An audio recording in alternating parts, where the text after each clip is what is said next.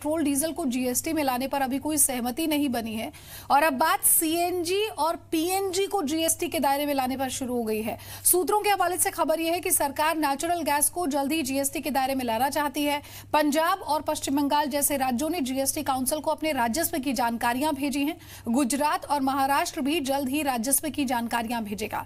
अब खबर यह है कि जीएसटी काउंसिल की अगली बैठक में इस पर चर्चा हो सकती है। प्रकाश, एक तरफ जो पेट्रोल के बढ़े हुए दाम है पेट्रोल डीजल के, उनसे कैसे आम आदमी को राहत मिले, इसका विकल्प एक ये था कि आप जीएसटी के दायरे में इसे ले आइए। चलिए, पेट्रोल डीजल तो शायद दूर दूर तक नहीं दिख रहा है, लेकिन अगर सीएनजी और पीएनजी को लाया जाता है जीएसटी के दायरे में तो क्या कुछ यहां पर प्राइसेस में राहत मिल सकती है, कीमतों में?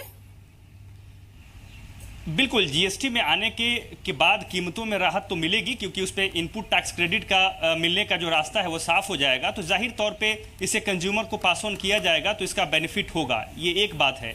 दूसरी बात यह है कि पेट्रोल डीजल के मसले पे अभी राज्यों के बीच में सहमति नहीं है, क्योंकि काफ़ी ज़्यादा टैक्स का कलेक्शन होता है पेट्रोल डीजल के ज़रिए, और इस मद में अगर इसको जीएसटी के दायरे में इस वक्त लाया जाए तो राज्यों को इस बात का डर है कि उनको काफ़ी रेवेन्यू का लॉस होगा। लेकिन नेचुरल गैस के मुद्दे पे राज्यों के बीच में भी सहमति बनती हुई दिख रही है, और जैसा कि सोर्सेज के हवाले से हमें जानकारी मिल रही है कि इस दिशा में काफ़ी तेज़ी से काम शुरू कर दिया गया है, और इस महीने के आखिर में जीएसटी काउंसिल की बैठक हो सकती है। और इस बात की पूरी संभावना है कि नेचुरल गैस के मुद्दे पर इस जीएसटी काउंसिल में कोई ना कोई बड़ा फैसला ले लिया जाए, क्योंकि इस पर चर्चा पहले भी हुई है, राज्यों की ओर से इस पर सहमति भी मिली हुई है। और जहां तक रेवेन्यू कलेक्शन का डाटा है, खासकर नेचुरल गैस की मद से अगर हम बात करें, तो पश्चिम बंगाल और पंजाब जैसे राज्यों ने अपने आंकड़े सौंप दिए हैं। अगले कुछ दिनों में महाराष्ट्र और गुजरात जैसे राज्य अपने आंकड़े सौंप रहे हैं। तो जाहिर तौर पे इस ओर काफी तेजी से काम किया जा रहा है,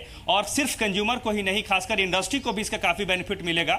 जैसे स्टील है, केमिकल है, फर्टिलाइजर है, इन इंडस्ट्रीज की, क्योंकि अभी क्या हो रहा है कि उनको क्योंकि जीएसटी के से बाहर होने की वजह से उनको इनपुट टैक्स क्रेडिट नहीं मिल रहा है, जिसकी वजह से उनका जो कॉस्ट ऑफ प्रोडक्शन है उसमें काफी तेजी आ रही है। ठीक है, बहुत बहुत शुक्रिया प्रकाश इस पूरे अपडेट को हम तक पहुंचाने के लिए।